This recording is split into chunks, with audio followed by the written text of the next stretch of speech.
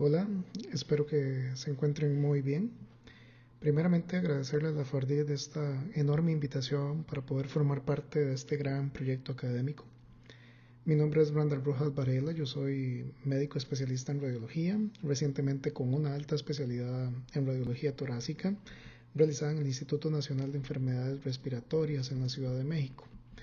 Actualmente trabajo para la unidad de radiología torácica del Departamento de Radiología del Hospital México en San José, Costa Rica. Para mí es un privilegio y un honor presentarles el siguiente caso clínico. Antes de iniciar la presentación de este caso, debo tomarme unos segundos para realizar una mención especial y un profundo agradecimiento a mis profesores en el INER en México, ya que tanto sus aportes como su conocimiento fueron sumamente valiosos para la interpretación de este caso. Cada uno de ellos cuenta con una alta especialidad en radiología torácica. También son profesores del curso del posgrado de alta especialidad en radiología torácica, y hablamos de la doctora Liedith Pensado Piedra, quien además se desempeña como jefa del departamento de imagenología, la doctora Aloysia Paloma Hernández Morales, el doctor Fortunato Juárez Hernández y el doctor Roberto Sotelo Robledo. A todos ellos muchísimas gracias y un fuerte abrazo. Para dar inicio con la presentación, tal y como se observa en la pantalla, esta ficha clínica nos indica que nuestro paciente es un hombre de 49 años, oriundo del estado de Guerrero, la cual es una zona perteneciente al Pacífico mexicano. Su ocupación es maestro, aunque al momento de consulta se refiere como desempleado. En cuanto a los antecedentes heredofamiliares de esta persona, el único dato que se destaca es la presencia de una cardiopatía no especificada en su madre. Tanto sus hermanos como su padre no presentan ningún antecedente patológico. Caso contrario son sus antecedentes personales patológicos, ya que a partir de este punto nos hace analizar algunas opciones diagnósticas, debido a que esta persona se encontró por aproximadamente 20 años en un reclusorio y es justo un mes previo a su consulta que obtiene su libertad. Asocia una historia de tabaquismo por estos 20 años de aproximadamente 5 paquetes por año, así como algunas toxicomanías dadas por marihuana, cocaína y pegamento en las frecuencias que ustedes pueden observar. Consumo de alcohol y tatuajes en donde no se respetaron algunas medidas de higiene. A pesar de este historial, la persona no indica ninguna enfermedad crónico-degenerativa, así como tampoco ningún procedimiento quirúrgico, no indica transfusiones, no presenta alergias y, según refiere, presenta todas las inmunizaciones completas. Su historia clínica podríamos detallarla en dos partes. La primera es iniciando 4 o 5 meses antes de la consulta y estando en el reclusorio, en donde inicia con un cuadro de tos, fiebre y escalofríos. Ante este cuadro clínico recibe una antibiótico-terapia, la cual no se especifica en detalle, sin embargo refiere que fue efectiva. Posteriormente, y ya estando en libertad, un mes antes de la consulta, inicia con otro cuadro de similares características, solo que esta vez asociando pérdida de peso y diaforesis nocturna. Decide consultar de manera privada, recibe nuevamente antibiótico terapia, que en esta ocasión sí refiere que fue ceftriaxona, junto con dexametasona, y ante lo cual indica que no resolvió su cuadro. En cuanto al examen físico, debemos destacar algunos datos que son de relevancia para este caso. Esta persona se presenta con cifras de tensión arterial sistémica y de saturación de oxígeno aire ambiente ligeramente disminuidas, con una temperatura corporal que se encuentra normal al momento de la consulta. A nivel ocular se tiene que destacar la presencia de inyección conjuntival de manera bilateral, así como la cavidad oral, la cual presenta una muy mala higiene, pero sin presencia de abscesos ni tampoco ulceraciones en mucosa. A nivel torácico existen vibraciones vocales aumentadas principalmente en la región escapular derecha. Pese a esto no hay datos de dificultad respiratoria y los movimientos respiratorios se encuentran conservados. La restante evaluación del examen físico no presenta particularidades. De sus laboratorios iniciales, pese a no contar con una franca leucocitosis, el porcentaje de neutrófilos en sangre se encuentra elevado, al igual que su número de plaquetas. Ahora bien, en la bioquímica sanguínea únicamente se destaca un ligero aumento en las pruebas de función hepática, tal y como lo pueden observar en pantalla. Una vez obtenidos todos estos datos y con el fin de complementar su motivo de consulta, se decide realizar una radiografía de tórax en proyección postero-anterior. Así que esta es la radiografía postero-anterior del tórax de nuestro paciente, como parte de sus estudios iniciales, que por efectos de tiempo vamos a dirigirnos a los hallazgos patológicos, en donde se hace muy evidente el aumento de la radioopacidad parenquimatosa pulmonar, localizada principalmente hacia los ápices pulmonares. Una imagen que es parcialmente definida, cuyos márgenes lucen irregulares, ligeramente heterogénea en esta proyección, condiciona broncograma aéreo y además oblitera las estructuras vasculares locales. Se observa también una imagen de similares características hacia la periferia del lóbulo superior derecho. Esta, con una forma en cuña, también oblitera las estructuras vasculares, tiene presencia de broncograma aéreo y márgenes también irregulares. Con el conocimiento de su historia clínica, sus laboratorios, sus factores de riesgo y ahora con estas imágenes en la radiografía posterior anterior del tórax que acabamos de ver, a sabiendas de la gran cantidad de diagnósticos diferenciales que podríamos dar con esa imagen, se decide realizar una tomografía computarizada simple del tórax para mejor caracterización de las mismas y poder orientar a un diagnóstico más certero.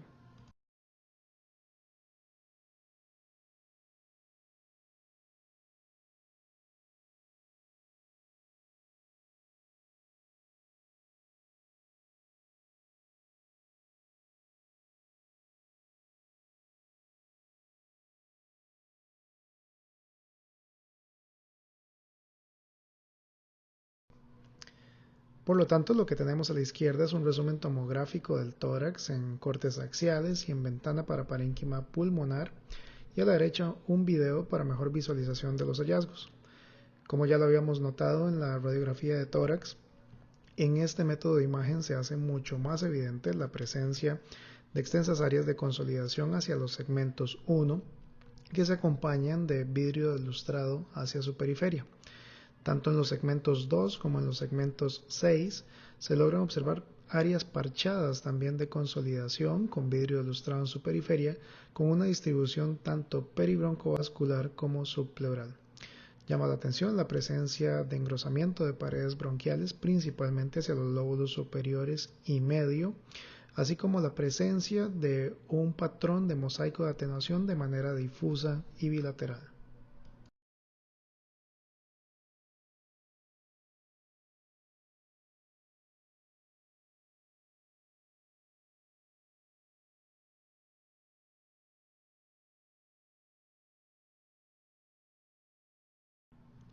En esta pantalla tenemos la misma logística visual, únicamente con la salvedad de que se encuentra en ventana para mediastino, para demostrar la presencia de ganglios mediastinales aumentados de tamaño, con preservación de su morfología ovalada e hilio graso central, y localizados principalmente en las estaciones 2R, 4R y 6, siendo en esta última donde se encuentran los de mayor tamaño.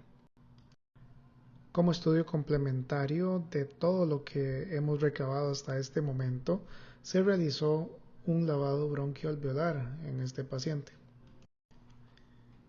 en donde únicamente se destacan alteraciones inflamatorias inespecíficas.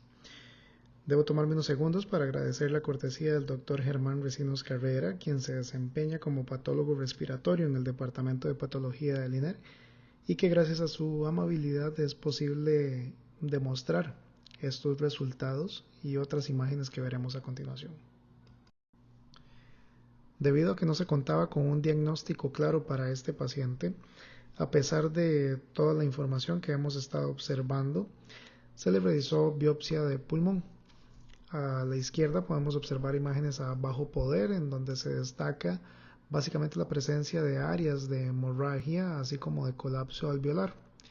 Las imágenes derechas demuestran la presencia de esclerosis arteriolar en el parénquima pulmonar.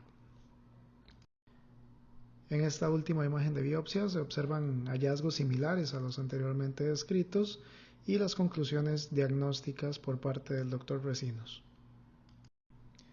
Finalmente, tal y como se puede observar, se realizaron análisis de la biopsia de algunas expectoraciones, así como del lavado bronquialveolar, con el fin de determinar algún posible agente fúngico o bacteriano. Sin embargo, todos estos resultados fueron negativos, al igual que la prueba de VIH. Hasta este momento es claro que con los hallazgos radiológicos patológicos que hemos observado, se pueden brindar varias posibilidades diagnósticas. Sin embargo, por el contexto de nuestro paciente, los dos diagnósticos más importantes que se estaban previendo eran tuberculosis y cáncer pulmonar. Diagnósticos que a raíz de los resultados que también observamos, no eran factibles. Por lo que el diagnóstico final fue granulomatosis con poliangitis. Si se preguntaban cómo se llegó al diagnóstico, hay que recordar parte del examen físico que se le realizó a este paciente, en donde se demostraba la presencia de inyección conjuntival bilateral. Estos síntomas fueron sujetos de interconsulta a oftalmología, en donde se determina una escleritis anterior difusa, así como una trabeculitis en el ojo izquierdo. Datos que hacen sospechar de que pueda haber una vasculitis asociada a ANCA, por lo que recomiendan la realización del examen. Y efectivamente, una vez realizado el examen, podemos observar que se encuentra positivo. Por lo tanto, en los minutos que nos restan de esta presentación, vamos a revisar algunos puntos importantes de esta enfermedad. Para hablar sobre granulomatosis con poliangitis, es necesario hacer una mención al Dr. Friedrich Wegener, quien fue un destacado patólogo alemán al cual su apellido se le atribuyó por varios años a esta condición. Como se puede ver en pantalla, hay varios hechos importantes de su vida, donde quisiera destacar el año 1934, año en el cual hace una descripción importante sobre características que presenta esta enfermedad. Años más tarde decide participar en el servicio militar para la Segunda Guerra Mundial, y es a raíz de esta acción que a partir del año 2007 empiezan varios de los retiros de sus reconocimientos. Años más tarde, por consensos internacionales, se denomina esta enfermedad bajo el nombre que conocemos en la actualidad. En cuanto a la epidemiología de esta enfermedad, resulta difícil establecer datos concretos, ya que ni a nivel latinoamericano ni mundial se ha establecido un registro estricto para el reporte de estos casos. Sin embargo, existen varios trabajos internacionales donde nos brindan estimados de incidencia y prevalencia que nos hacen ver que esto es una enfermedad bastante infrecuente en la práctica diaria. Curiosamente, México ha sido un país pionero y líder en la investigación de las vasculitis a nivel regional.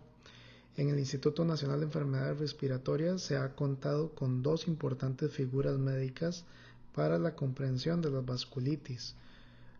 Tanto el Dr. Donato Alarcón como el Dr. Luis Felipe Flores, en diferentes épocas, han realizado importantes aportes internacionales para el conocimiento de ellas.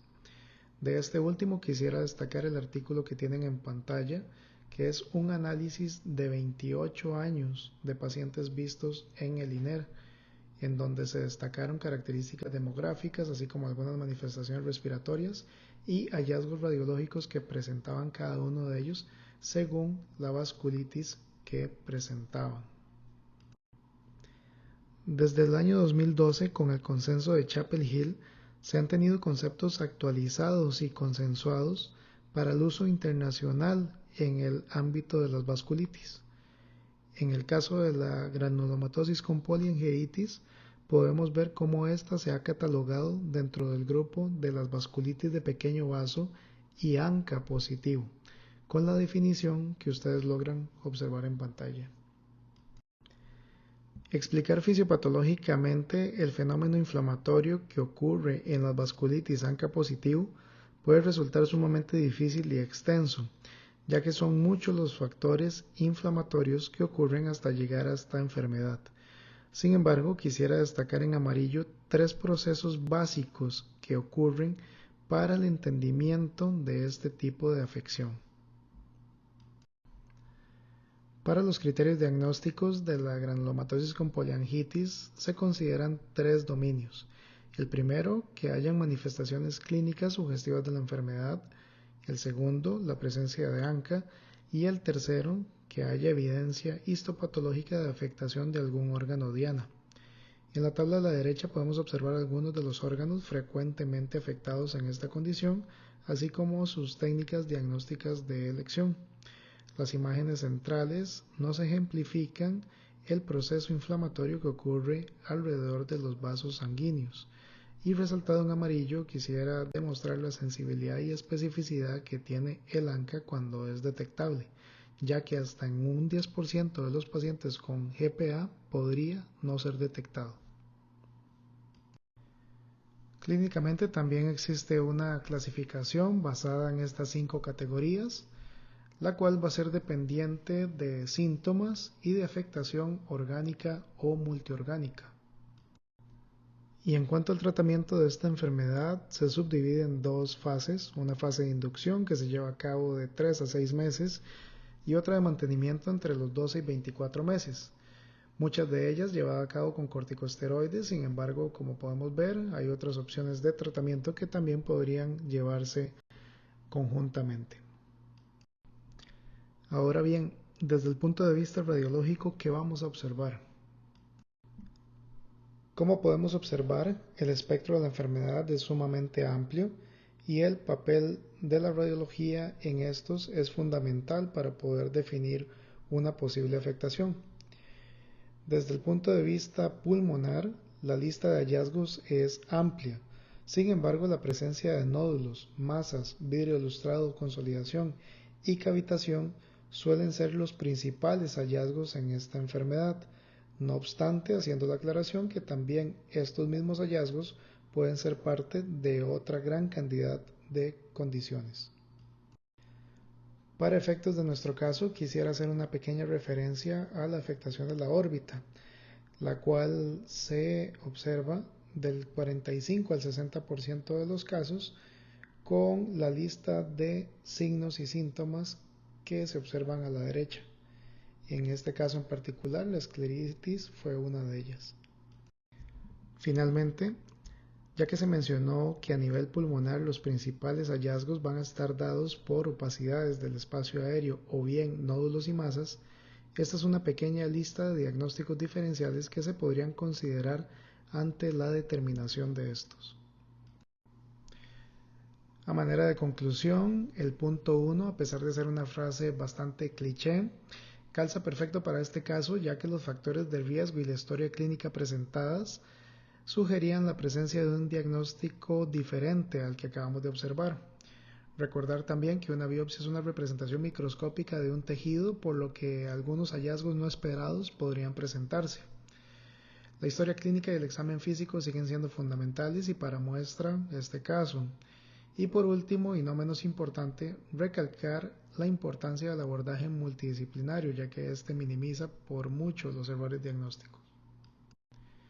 Finalmente, observamos esta radiografía posterior-anterior del tórax realizada un mes posterior al inicio de la fase de inducción terapéutica, en donde de manera cualitativa observamos una franca disminución de las radioopacidades apicales, así como de la radioopacidad visualizada en la periferia del lóbulo superior derecho, en comparación con el estudio inicial. Lastimosamente, el paciente no tuvo un adecuado apego a los seguimientos, por lo que no se tienen otras imágenes. Una vez más quisiera agradecer a la FARDIT por esta enorme invitación que me han realizado, así como al doctor Sebastián Rossini por todas sus atenciones. Reitero mi enorme agradecimiento por los colegas del Instituto Nacional de Enfermedades Respiratorias. Espero que les haya gustado este caso pueden escanear el código QR que se encuentra en la parte inferior izquierda de la pantalla para acceder a los artículos que se utilizaron para esta presentación. Y de mi parte ha sido un enorme placer. Pura vida.